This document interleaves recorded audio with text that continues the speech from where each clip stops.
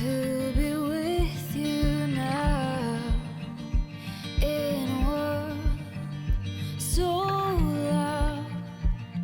Your sanctuary found in the dark. Feel your heart beat for something more.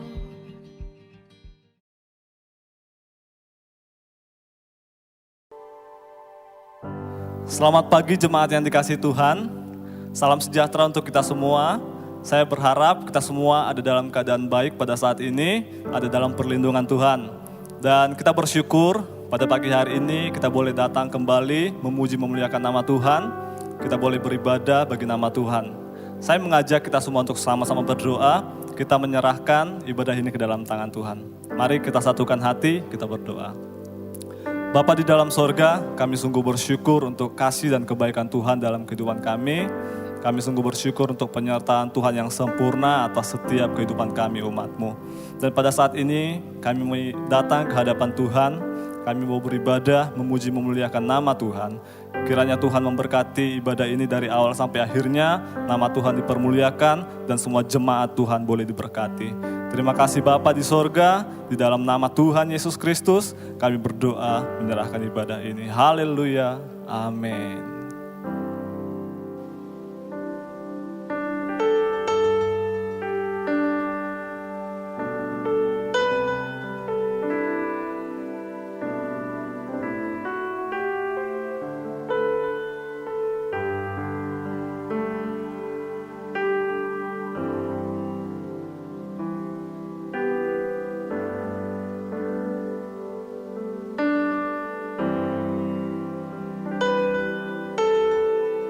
Kemanakah kami mencari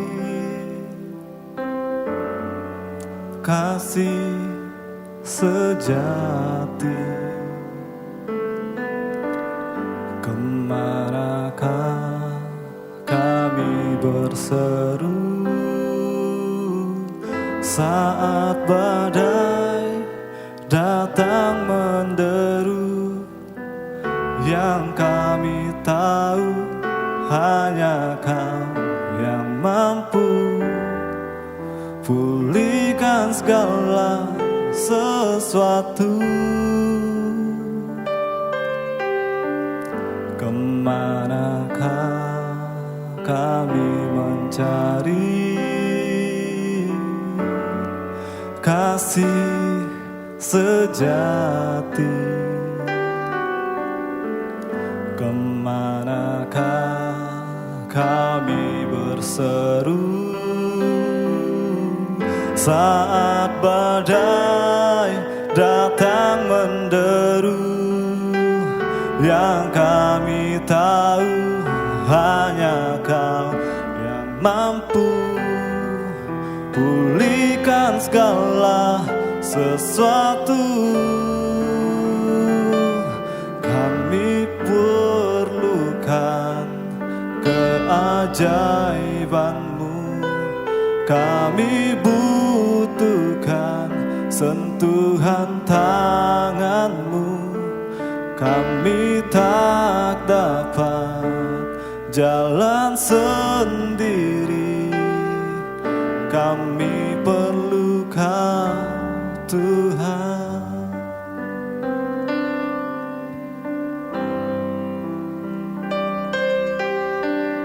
Kemanakah kami mencari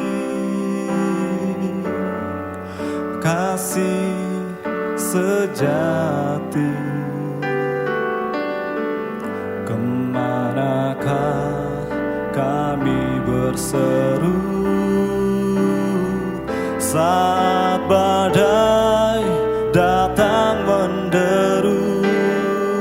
Yang kami tahu hanya Kau yang mampu pulihkan segala sesuatu.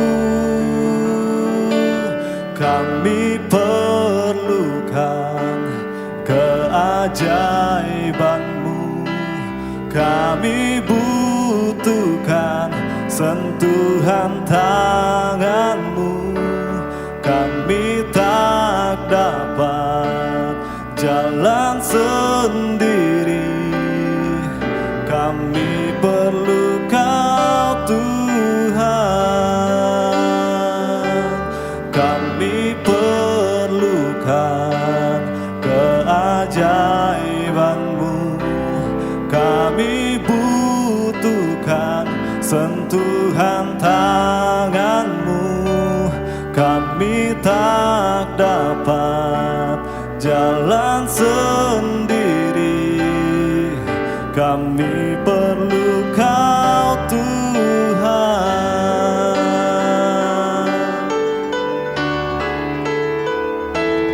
Kami perlukan keajaiban-Mu. Kami butuhkan sentuhan tangan-Mu. Kami tak dapat jalan sendiri. Kami perlu Kau Tuhan. Kami perlukan keajaiban-Mu. Kami butuhkan sentuhan tangan-Mu. Kami tak dapat jalan sendiri. Kami perlu Kau Tuhan. Kami perlu Kau Tuhan. Kami perlu Kau Tuhan.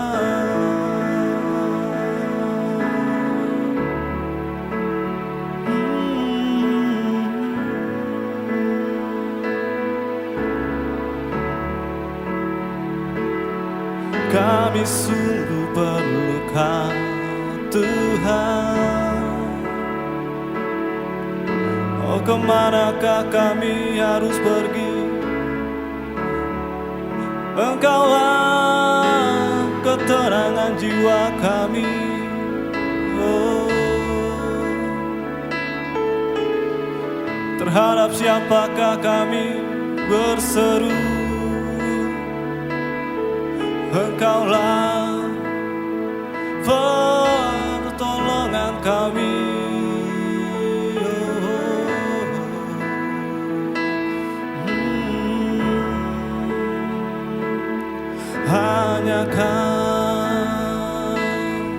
Hanya Kau Yesus, tempat kami berseru, tempat kami berharap.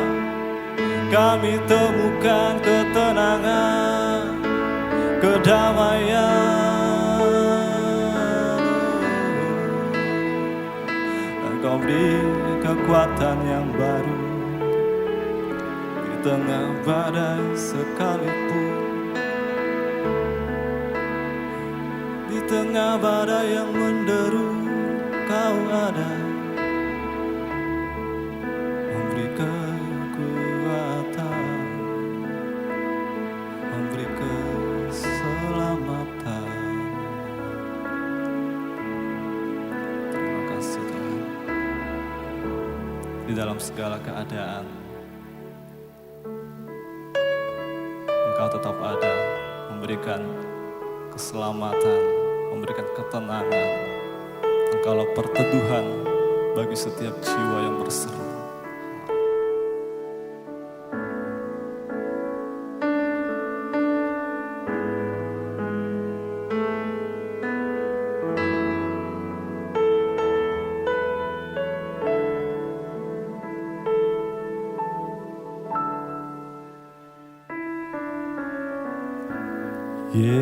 Yesusku, penyelamatku, tiada yang seperti Engkau.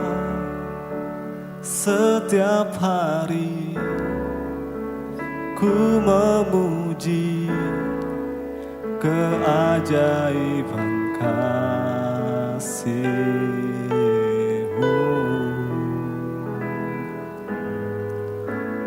penghibur, pelindung, menara kekuatan. Biarlah semua yang bernafas tak berhenti menyembah-Mu.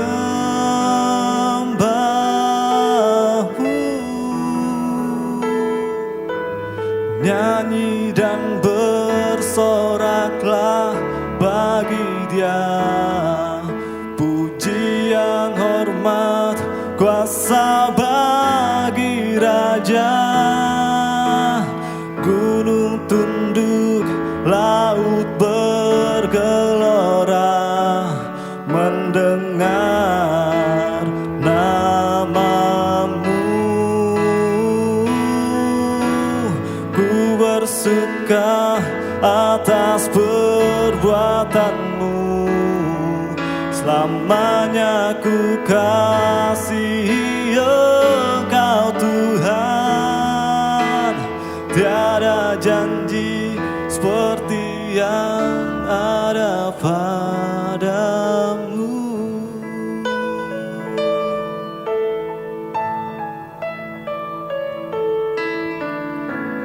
Yesusku, penyelamatku, tiada yang seperti Engkau.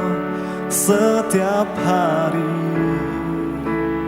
ku memuji keajaiban kasih-Mu.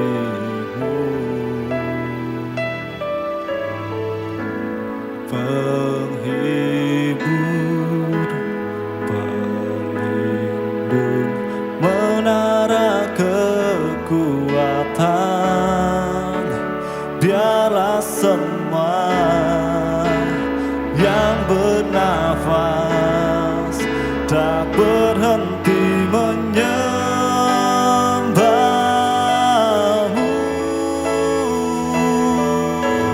Nyanyi dan bersoraklah bagi Dia, pujian, hormat, kuasa bagi Raja.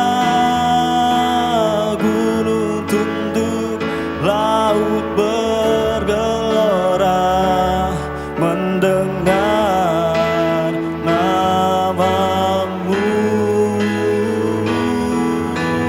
Ku bersuka atas perbuatan-Mu, selamanya ku kasihi Engkau Tuhan. Tiada janji seperti yang ada padamu.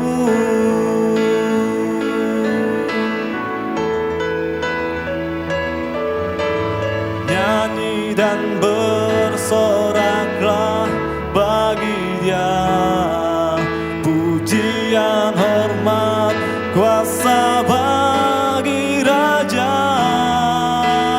Gunung tunduk, laut bergelora mendengar nama-Mu.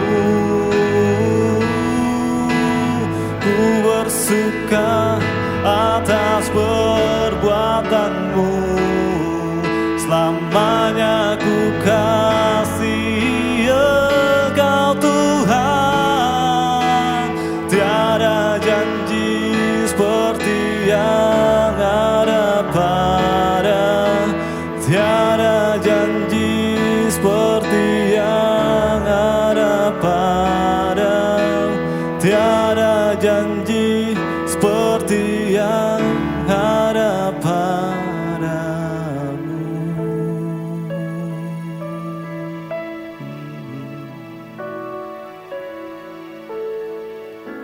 Haleluya.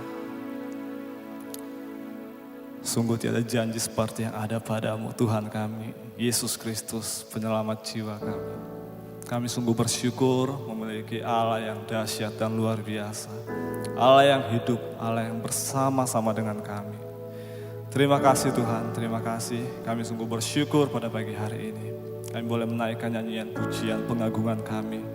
Kau membebaskan jiwa kami, roh kami dalam memuji Engkau. Dan Engkau memberikan kekuatan yang baru, sukacita yang baru, damai sejahtera yang baru, penghiburan bagi semua jemaat-Mu. Terima kasih Bapa, dan saat ini kami juga siap mendengarkan kebenaran firman Tuhan. Firman yang akan mengubahkan seluruh kehidupan kami. Firman yang akan memberkati seluruh kehidupan kami. Sehingga kami boleh kuat menjalani setiap hari-hari kami. Untuk kami boleh terus memuliakan nama Tuhan. Dan kami boleh terus menggenapi setiap rencana Tuhan di dalam kehidupan kami. Terima kasih Bapa di surga, Engkau memberkati hamba-Mu, Engkau mengurapinya. Sehingga setiap perkataan yang dikeluarkan boleh menguatkan semua jemaat Tuhan. Di dalam nama Tuhan Yesus Kristus, kami berdoa dan mengucap syukur. Haleluya. Amin.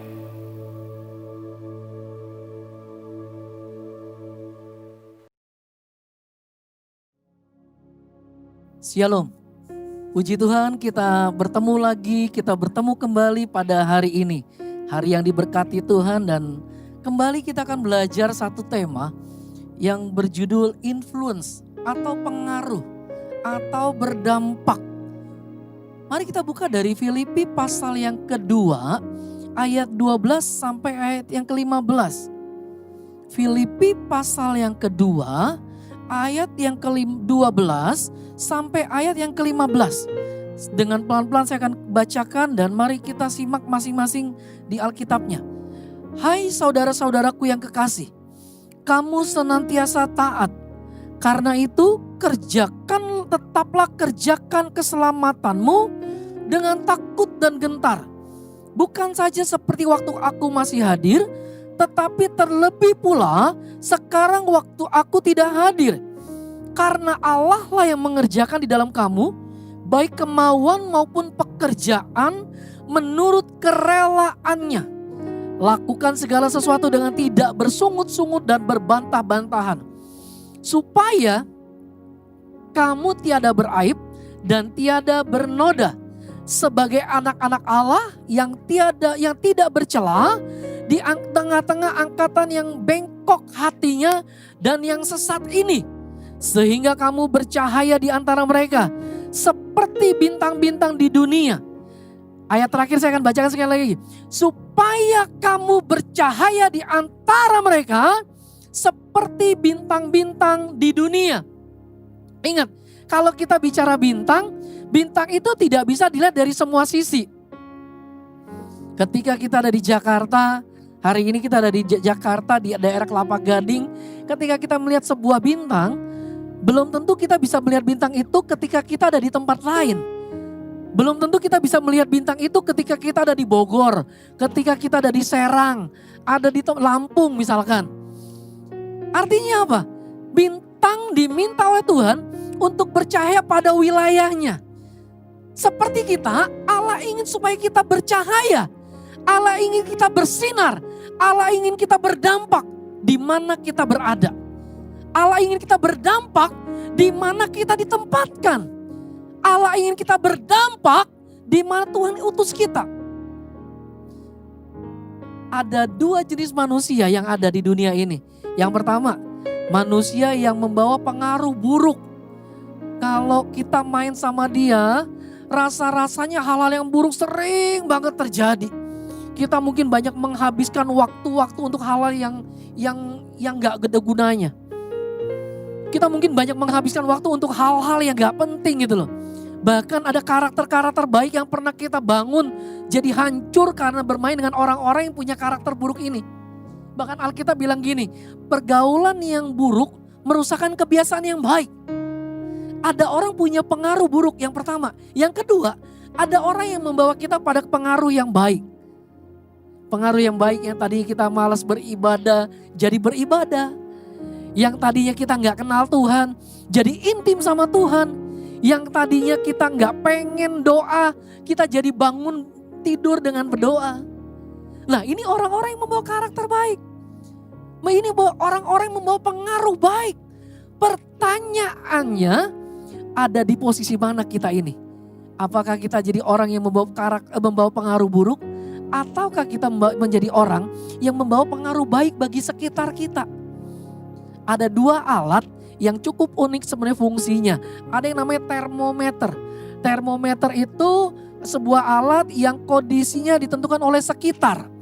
Jadi seandainya sekitarnya punya suhu 24 derajat Celcius, termometer akan menunjukkan angka 24 derajat Celcius.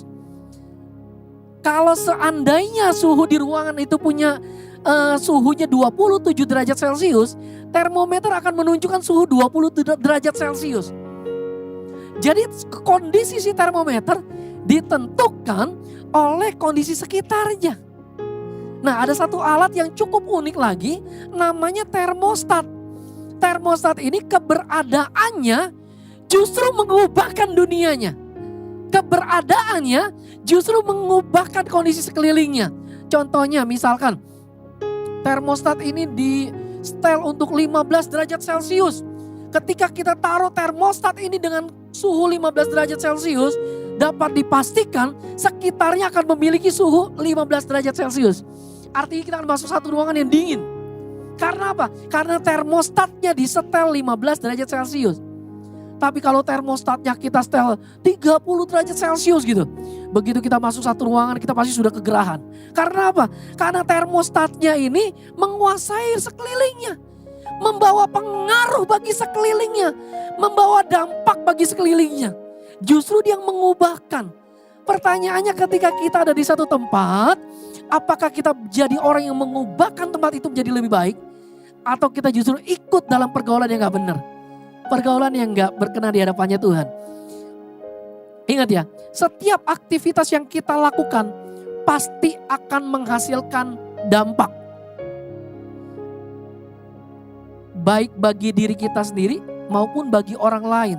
Yang pasti apapun juga yang kita lakukan, apapun juga kita lakukan, aktivitas apapun juga pasti akan memberi dampak. Apapun juga itu. Jangankan untuk untuk contoh-contoh yang lain. Untuk mandi aja pasti berdampak bagi tubuh kita. Bukankah dengan mandi kita akan lebih sehat? Bukankah dengan mandi kita akan lebih bersih? Bukankah dengan mandi kita akan lebih tubuh kita lebih terkontrol dan lebih virus dihilangkan? Ada dampaknya. Ketika kita menipu orang, dampaknya apa? Ada, kepercayaan kita hilang. Orang gak percaya lagi sama kita. Orang mulai mengucilkan kita. Setiap aktivitas, setiap apapun yang kita kerjakan pasti berdampak. Ingat, hidup berdampak itu bukan bicara tentang memberi saja. Tapi bicara hidup berdampak adalah tetap menampilkan nilai-nilai kebenaran kepada semua orang sekalipun dalam kondisi yang gak ideal. Hidup berdampak berarti tetap menampilkan nilai-nilai kebenaran kepada semua orang. Sekalipun dalam kondisi yang gak ideal. Amin. Sebuah hidup yang berpengaruh tidak ditentukan dari sebuah kondisi yang baik atau buruk. Ingat, hidup yang berpengaruh tidak ditentukan dari sebuah kondisi yang baik atau buruk. Mau kondisi kita baik, mau kondisi kita buruk, kalau kita punya nilai-nilai kebenaran, kita tetap bisa membawa pengaruh yang baik bagi orang lain. Mau hidup kita lagi gak enak, lagi sakit-sakitan, lagi kurang sehat, lagi usaha lagi hancur. Kondisinya buruk. Tapi yang namanya berdampak itu ditentukan oleh hati kita. Kondisi boleh buruk. Tapi kalau hati kita baik, kita tetap bisa bawa pengaruh yang baik pada sesama kita. Kepada orang sekitar kita. Mari kita akan masuk kepada poin-poin topik khotbah saya. Kita akan mulai dari Kisah Para Rasul pasal yang kedua. Saya ambil sebuah cerita, saya ambil sebuah kisah di mana jemaat mula-mula berkumpul. Kisah Para Rasul pasal 2 ayat 41 sampai 47. Saya akan bacakan dengan pelan-pelan, mari kita semuanya sama-sama menyimaknya. Kisah Para Rasul pasal yang kedua ayat yang ke-41 sampai 47. Orang-orang yang menerima perkataannya itu memberi diri dibaptis dan pada hari itu jumlah mereka bertambah kira-kira 3.000 jiwa. Mereka tertekun dalam pengajaran rasul-rasul dan dalam persekutuan. Dan mereka selalu berkumpul untuk memecahkan roti dan berdoa. Maka ketakutanlah mereka semua. Sedang rasul-rasul itu mengadakan banyak mujizat dan tanda. Dan semua orang yang telah menjadi percaya tetap bersatu. Dan segala kepunyaan mereka adalah kepunyaan bersama. Dan selalu ada dari mereka yang menjual harta miliknya, lalu membagi-bagikannya kepada semua orang sesuai dengan keperluan masing-masing. Dengan bertekun dan dengan sehati mereka berkumpul tiap-tiap hari dalam bait Allah. Mereka memecah-mecahkan roti di rumah masing-masing secara bergilir. Dan makan bersama-sama dengan gembira dan dengan tulus hati sambil memuji Allah. Dan mereka, saya akan konsen di ayat ini. Dan mereka disukai semua orang. Dan tiap-tiap hari Tuhan menambahkan jumlah mereka dengan orang yang diselamatkan. Sekali lagi saya akan bacakan. Dan mereka, murid-murid ini disukai oleh banyak orang. Bahkan ayat dalam terjemahan lain dibilang gini, orang sekota suka sekali sama mereka. Orang sekota sangat menyukai apa yang mereka kerjakan. Mereka menjadi dampak yang baik bagi kota itu. Mereka menjadi dampak yang luar biasa bagi kota itu.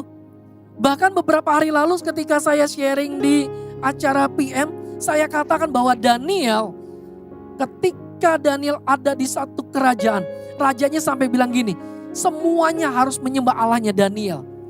Begitu pengaruhnya Daniel pada kerajaan itu. Dan ini juga dikatakan, dan mereka disukai oleh semua orang. Bicara semua orang bukan cuma bicara orang-orang yang tua saja. Bicara semua orang bukan cuma orang-orang muda saja. Bukan cuma anak-anak saja. Bukan hanya pria saja. Tapi semua orang. Keren sekali ayat ini mengatakan bahwa murid-murid Yesus yang pertama itu, jemaat mula-mula itu, mereka hidupnya disukai oleh banyak orang. Disukai oleh semua orang.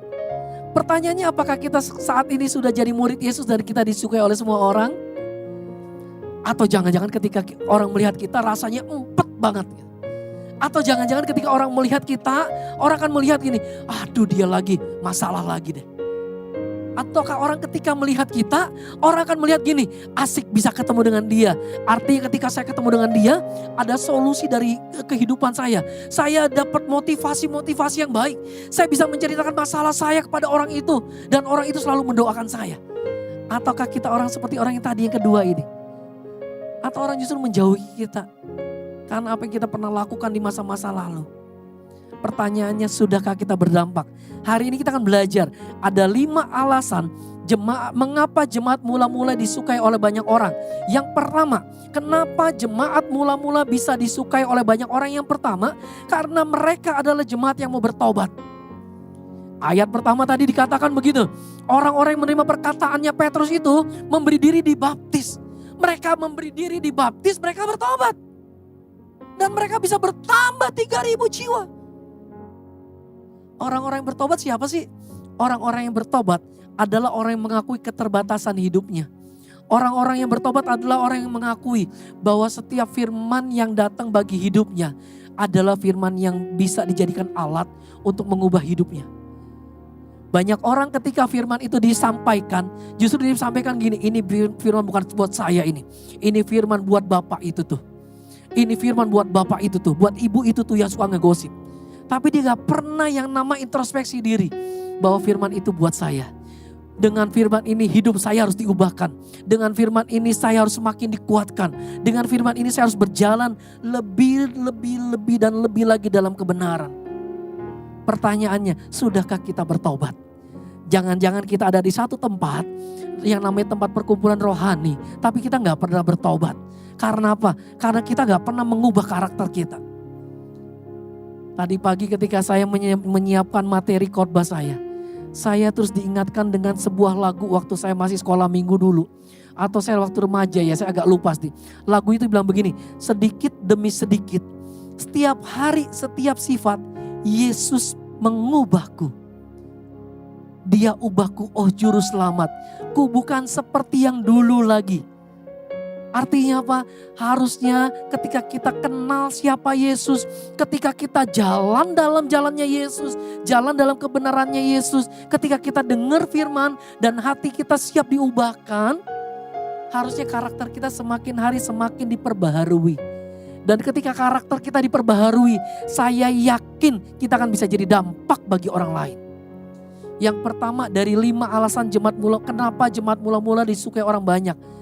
Karena jemaat mula-mula adalah mereka yang mau bertobat. Pak, Bu, saudara sekalian, hari ini mari jadikan setiap firman yang masuk dalam hidup kita, firman yang harus mengubahkan hidup kita. Firman yang harusnya ke arah kita. Bukan kita tunjuk orang lain terus untuk berubah, tapi kita gak pernah berubah. Tapi marilah firman yang ada, firman yang disampaikan bisa mengubah kita, bisa semakin membuat kita semakin kuat, semakin berjalan dalam kemenangan demi kemenangan. Karena apa? Semakin hari kita semakin diubahkan. Alasan yang kedua, mengapa jemaat mula-mula disukai oleh orang banyak? Alasan yang kedua, karena mereka adalah jemaat yang lahir dan tumbuh dari firman. Kalau kita baca ayat yang tadi, mereka bertekun dalam pengajaran rasul-rasul dalam persekutuan. Mereka bertekun, artinya apa? Mereka tumbuh dari firman Tuhan.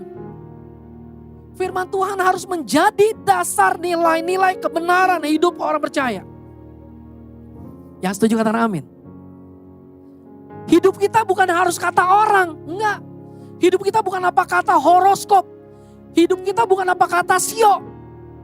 Kita sudah masuk di 1 tahun yang baru dan sebentar lagi kita akan merayakan Imlek. Dan ketika Imlek terjadi ada sio berubah. Orang kadang bilang begini, sio ini enggak cocok dengan sio ini. Hey, mari. Hidup kita bukan apa kata sio. Hidup kita dasarnya adalah firman Tuhan. Bagaimana mereka bisa disukai oleh banyak orang? Karena mereka punya lahir dan bertumbuh dalam firman. Karena apa? Karena mereka tahu firman Tuhan itu harus menjadi dasar kehidupan orang percaya.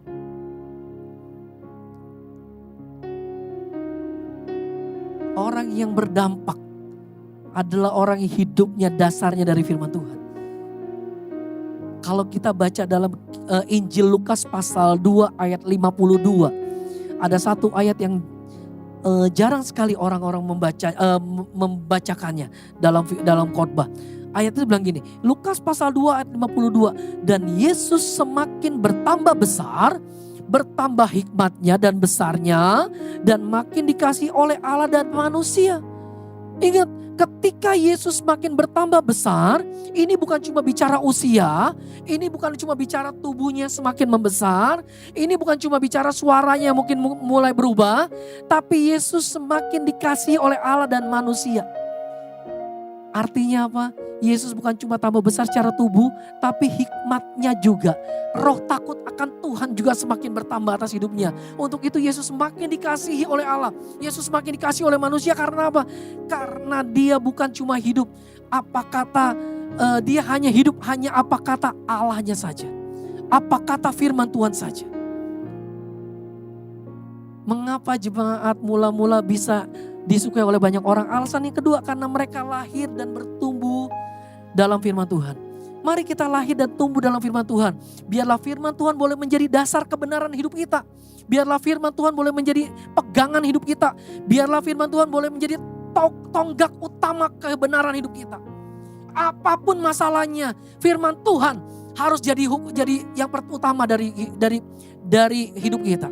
Yang ketiga, mengapa jemaat mula-mula bisa disukai oleh banyak orang? Yang ketiga, karena jemaat mula-mula berorientasi pada orang lain.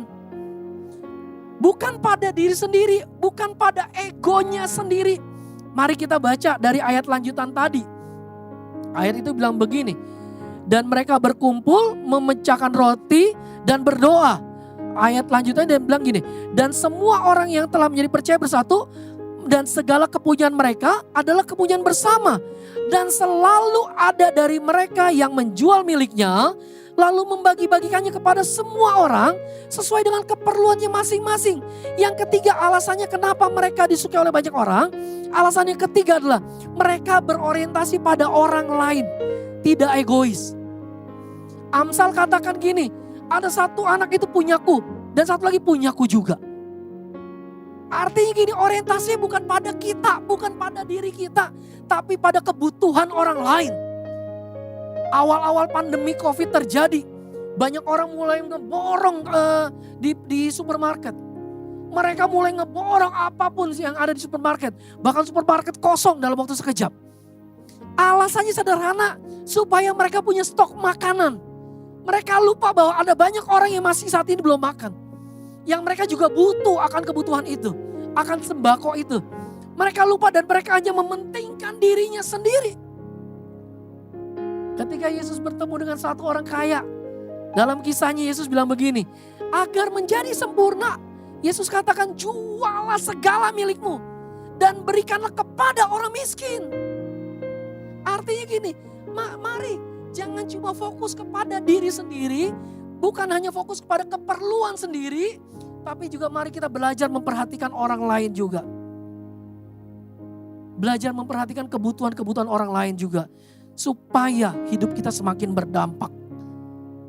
Yang dijadikan tujuan Yesus itu supaya sempurna di hadapan Allah. Maksudnya Yesus bagaimana supaya jadi orang kaya yang berkenan di hadapan Allah dan sempurna. Jual harta milik dan bagikan pada orang lain. Itu maksud Yesus. Tujuannya apa? Supaya pengiringannya kepada Allah semakin sempurna. Orientasi kita harus orientasi kepada orang lain. Bukan pada pemenuhan egonya kita. Bukan pada pemenuhan keinginan diri kita sendiri. Tetapi harusnya yang jadi dasar adalah mari kita belajar mengutamakan. Mari kita belajar memperhatikan kepentingan orang lain juga. Masih banyak orang-orang yang saat ini dalam kondisi yang terpuruk.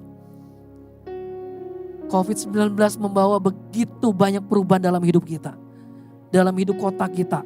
Dalam hidup negara kita. Banyak orang yang tiba-tiba tidak bekerja.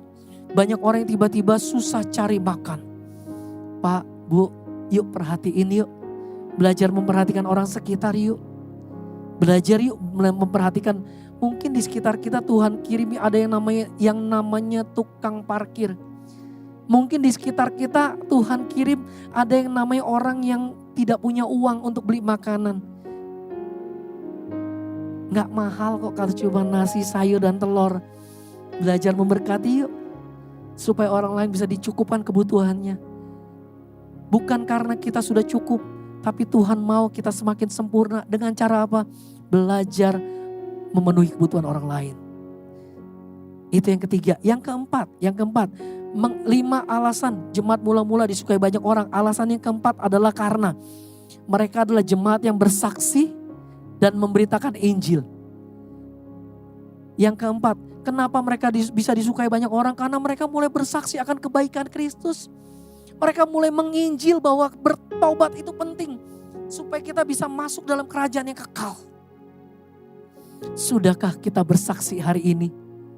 Sudahkah kita menyatakan kebaikan Tuhan hari ini? Satu kali saya masuk ke sebuah kantor dari sebuah universitas yang cukup ternama di Indonesia. Ketika saya mau masuk ada di pintunya tertulis, sudahkah kita menebar kasih hari ini? Saya ingat cerita itu, saya ingat stiker itu. Saya harus menebar kasih. Saya harus menebar Injil. Saya harus bersaksi bahwa Tuhan saya baik. Bukankah terlalu sering kita justru membicarakan hal-hal yang lain. Kita sampaikan ke orang-orang, kita sampaikan ke teman-teman kita. Ada bakmi enak loh. Ada nasi uduk enak loh. Di daerah sono tuh, di daerah situ tuh. Ada makanan tuh, hauce, sejinping. Tapi kadang kita lupa, ada Yesus yang baik. Ada Yesus yang harus diberitakan. Ada Injil yang harus dinyatakan dari hidup kita. Dan harus diberitakan supaya apa? Supaya orang-orang yang terhilang bisa mengenal kembali Kristus. Bisa mengenal Kristus dan berbalik arah hidupnya. Dari arah yang jahat ke arah yang baik. Dari arah yang melawan akan Tuhan jadi arah yang mengikut Tuhan. Alasan yang keempat, mengapa jemaat mula-mula bisa disukai oleh banyak orang? Karena mereka bersaksi dan memberitakan Injil. Yang kelima, alasan yang terakhir, mengapa mereka bisa disukai orang? Karena mulut mereka penuh dengan puji-pujian. Kalau kita baca di bagian terakhir, mereka bilang gini, mereka memecahkan roti dan makan bersama-sama dengan gembira dan dengan tulus hati sambil memuji Allah.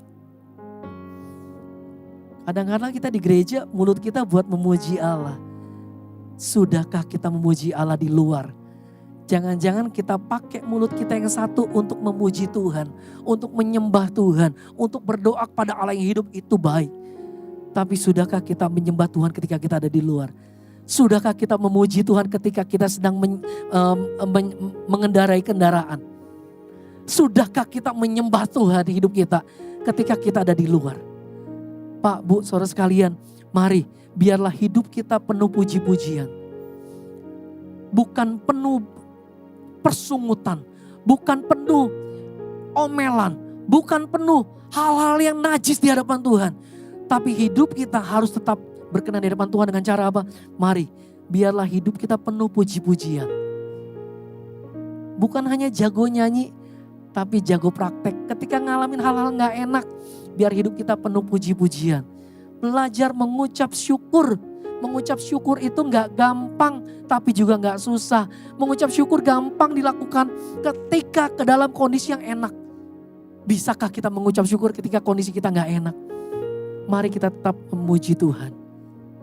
Ada 5 alasan hari ini pelajari. Dan yang terakhir yang akan saya sampaikan. Kalau tadi saya bicara tentang 5 hal. Mengapa jemaat mula-mula disukai oleh banyak orang. Alasan pertama karena mereka jemaat yang mau bertobat. Karena yang kedua karena mereka jemaat yang lahir dan bertumbuh dalam firman Tuhan. Alasan yang ketiga karena mereka jemaat yang tidak berorientasi pada diri sendiri atau tidak egois. Yang keempat karena mereka adalah jemaat yang bersaksi dan memberitakan firman. Memberitakan Injil. Yang kelima karena mereka adalah jemaat yang lidahnya penuh puji-pujian. Bagian yang terakhir, apa sih arti berdampak? Berdampak berarti satu, berdampak adalah bukti dari pertumbuhan dan kedewasaan rohani setiap kita. Kita harus berdampak. Itu membuktikan kalau kita adalah orang yang bertumbuh dalam kedewasaan, dalam kesempurnaan, dalam pengenalan Kristus yang semakin disempurnakan dari hidup kita. Semakin hari, semakin bertumbuh. Semakin hari, semakin kenal Tuhan. Semakin hari, semakin diubahkan. Semakin hari, semakin dewasa. Semakin hari, semakin jadi dampak bagi orang lain. Di bagian kedua, apa sih berdampak itu? Berdampak berarti bukti firman Tuhan hidup dalam hidup kita. Bukan hanya jago dengar firman Tuhan, bukan hanya jago untuk menyampaikan firman Tuhan, tetapi jago praktek akan firman Tuhan. Firman Tuhan itu akan lebih berkuasa, bukan ketika kita hanya mendengar, tetapi lebih mantap ketika kita melakukan akan kebenaran firman Tuhan. Berdampak berarti yang bagian ketiga, komitmen untuk hidup dalam kebenaran apapun konsekuensinya. Kadang kita harus berhadapan dengan yang namanya doa dan dengan yang namanya keputusan. Tapi biarlah keputusan kita dasarnya adalah nilai-nilai kebenaran firman Tuhan.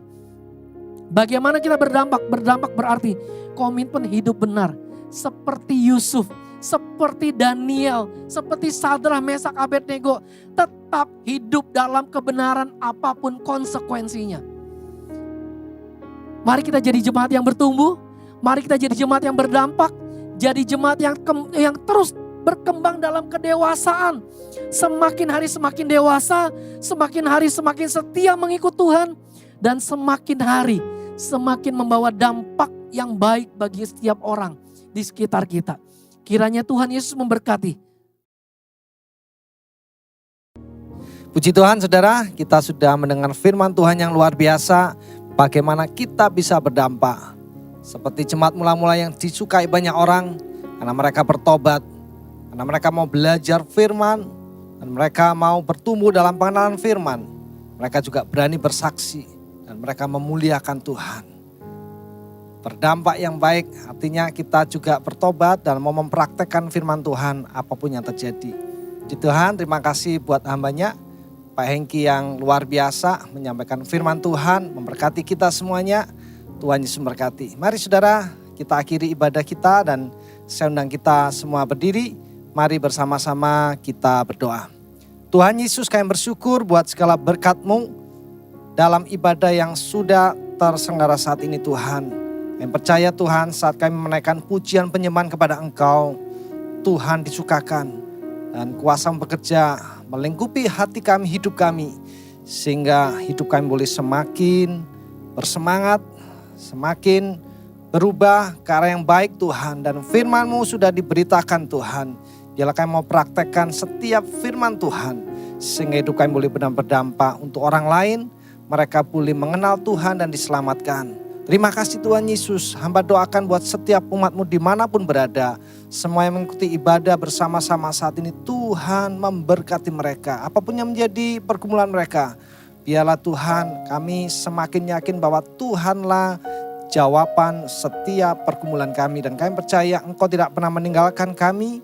Engkau selalu ada bersama-sama dengan kami di situasi apapun.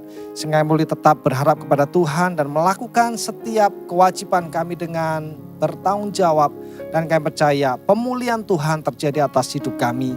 Kami doakan Tuhan buat setiap umat-Mu dalam keadaan sakit. Tuhan menjamah, Tuhan memulihkan, Tuhan menyembuhkan di dalam nama Tuhan Yesus Kristus. Apapun penyakitnya, kami percaya Tuhan, Engkau Allah penyembuh kami Tuhan. Dan kami juga doakan setiap orang yang sakit dimanapun berada, Tuhan juga boleh menjamah dan menyembuhkan mereka semuanya. Terima kasih Tuhan Yesus, terima kasih kami serahkan sepanjang minggu ini umat-Mu beraktivitas. Tuhan boleh menjaga, melindungi Tuhan. Kami serahkan kota kami, Tuhan boleh menolong bangsa kami juga Tuhan. Tuhan pulihkan yang sakit, biarlah semua boleh segera sembuh. Perekonomian boleh semakin pulih dan kami boleh beraktivitas kembali. Tuhan boleh menolong setiap pelayan yang ada. Tuhan boleh memberkati mereka semuanya. Hamba-hamba Tuhan yang juga melayani saat ini, Tuhan boleh memberkati mereka semuanya. Terima kasih Tuhan Yesus. Kami bersyukur sukacita Tuhan melimpah atas hidup kami. Dan saudara kekasih, sebelum kita akhiri ibadah ini, mari bersama-sama kita angkat tangan kita menerima berkat dari Tuhan. Turunlah, terimalah berkat dari Allah Bapa di surga. Cinta kasih sayang kemurahan dari Putra yang tunggal, Tuhan Yesus Kristus Juru Selamat kita. Dan persekutuan yang indah dari kuasa Roh Kudus yang tinggal terus menyertai, memberkati kita, memulihkan kita. Memberikan sukacita atas hidup kita mulai sekarang sampai selama-lamanya. Terimalah dengan iman. Di dalam berkat nama Tuhan Yesus Kristus, semua percaya katakan amin. Selamat hari Minggu, Tuhan Yesus memberkati.